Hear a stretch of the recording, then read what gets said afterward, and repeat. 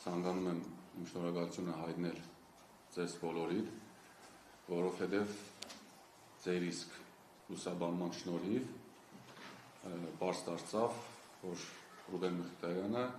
որևիցե գործողություն չէր կատարել, ոչ իրավաչափ գործողության մասին է խոսքը, շնորհակալություն եմ հայտնում ձեզանից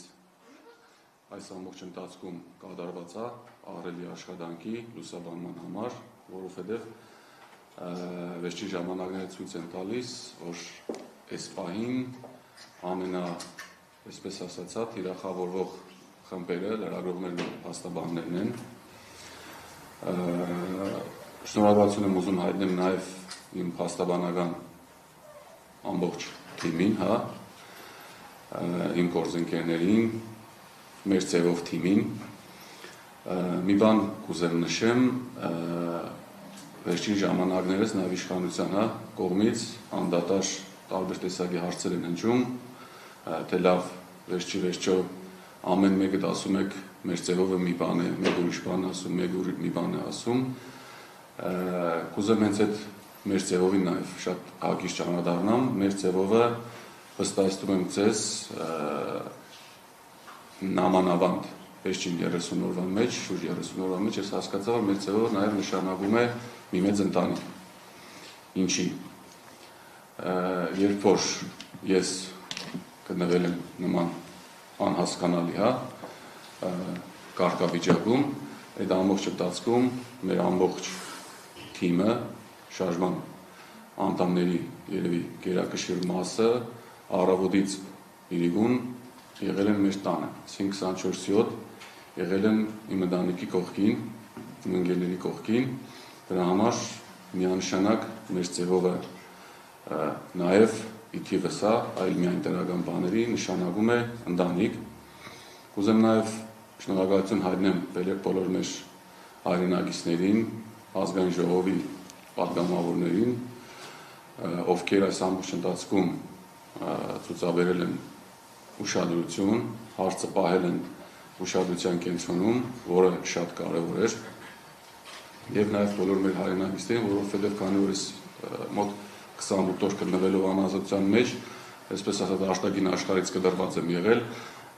վերջին 1.5 օրվա ընթացքում, նայելով Facebook, չգիտեմ, այլ սոցիալական կայքեր, հասկացա, թե ինչքան մեր հայրենակիցներ հոգնել են այս ամեն ինչից, որովհետեւ վստահ եմ բնակչության գերակշիռ մասը տեսել նաև այդ տեսագրությունները, թե ես ինչ էի անում, ինչի համար էի գնում ու ինչ անցած ճանապարհ ունեմ։ Շնորհակալություն եմ հայտնում իրենց, որ այդքան ուշադիր են եղել եւ այդքան սրբացավ։ Ինչ վերաբերում է հոկտեմբերի 20-ին, բոլորիս հայտնի իրադարձություններին, ուրեմն հոկտեմբերի 20-ին հաշվի առնելով փաստաբանության մասին օրենքով, նախատեսված փաստաբանական գաղտնիքը չեմ կարող բարձրաձայնել, թե ում կամ քանի հոգու հայց, որպես պետք է ներգրանալ եւ փաստաբանական օգնություն ցուցաբերեի, ես Երևան քաղաքից շարժվել եմ Գյումրի քաղաք, այնտեղ հաշվի առնելով, որ հրաբարակ արդեն փակ էր, ոստիկանական մեքենաներ են եղել, ցույց եմ տվել իմ փաստաբանական արտոնագիրը, մեքենայով կարողացել եմ հանգիստ մոտենալ քաղաքապետարանի շենքին, այսինքն ոստիկանության աշխատակիցները այդ մասում գտնվող, հենց այդ պահից սկսած տեղեկացված են եղել, որ փաստաբան եմ, իրավապաշտպան գործողություն եմ իրականացնելու եւ առանց խոչընդոտ թույլ են տվել ինձ անցնել այդ բաց փողոցով։ Դրանից հետո ուրեմն բոլորի հայտնի կարճ տեսագրությունն է, որտեղ ինձ թույլ չէին տալիս մտնել քաղաքապետարանի շենք, սակայն այդ դեպքում կողել էր նաև մեր ոստիկանների աշխատանքը, ովքեր մոտ 10-15 րոպե բանակցելուց հետո ու որոշակի ենթադրում ճշտումներից հետո թույլ տվեցին մուտքը քաղաքապետարանի շենք։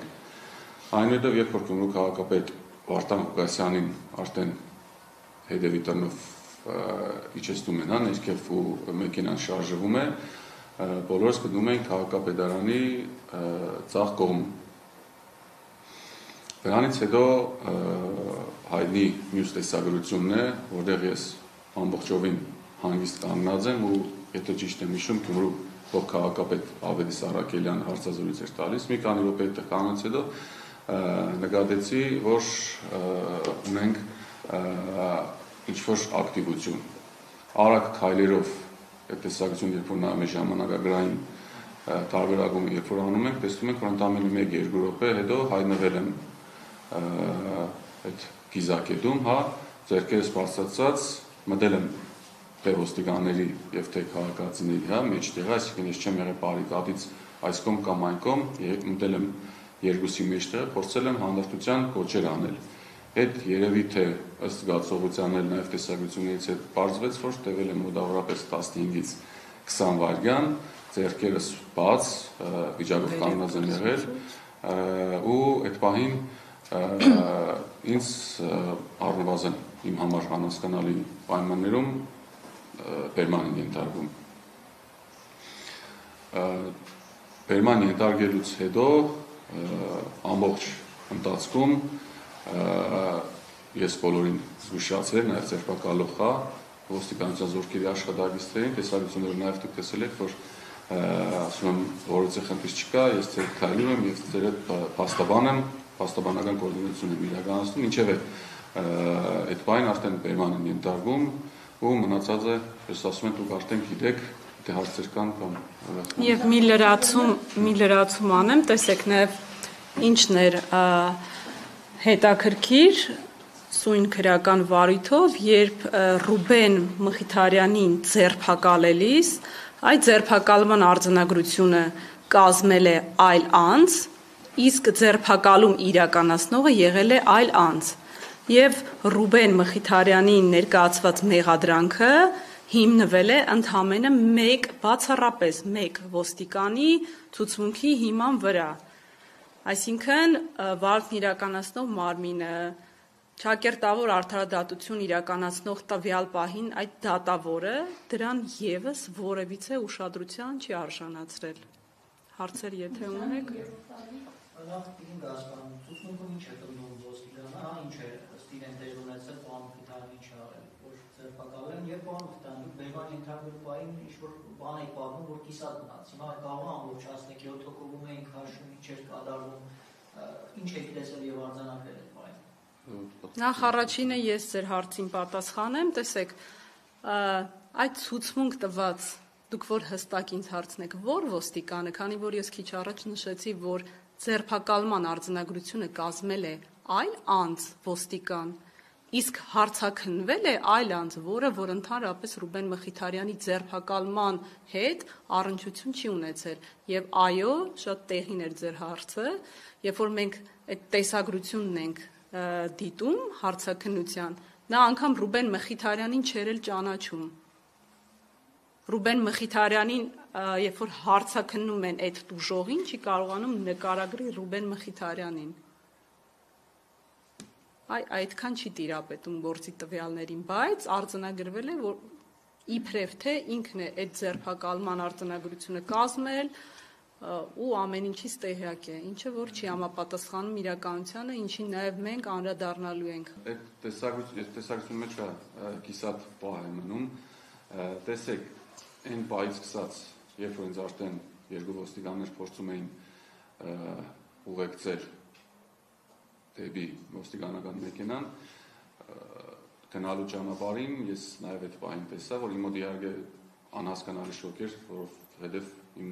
արտազնությունից բազում անգամ նշել եմ, որ ամեն առավոտյան արտանալիս մեզ թվում է, թե այդտեղ չունենք ավելի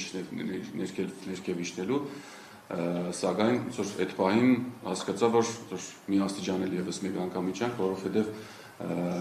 առնվազն անհասկանալի, երբ որ փաստաբանը իր գործունեությունն է անում ու բառիպուն իմաստով որևիցե ոչ իրավաչափ գործողություն չի անում, ինչ հիմքով ու ինչ իմաստ կա ձերբակալելու կամ առնվազն բերման ենթարկելու։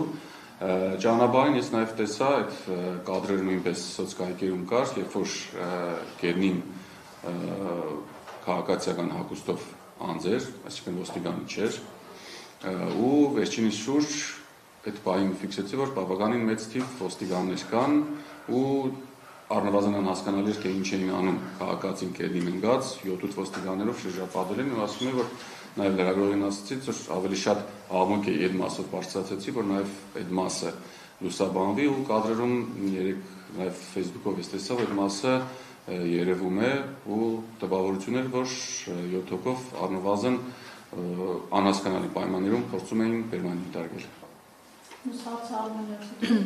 Պարոն Մխիթարյան, ինչպես է տրամադրված եւ ինչ կայլերի կանելու հաշվի առնելով, որ գլխավոր դատախազությունը պատրաստվում է բողոքարկել ձեր ազատ արձակման որոշումը։ Այդ մասով որևիցե խնդիր չեմ տեսնում,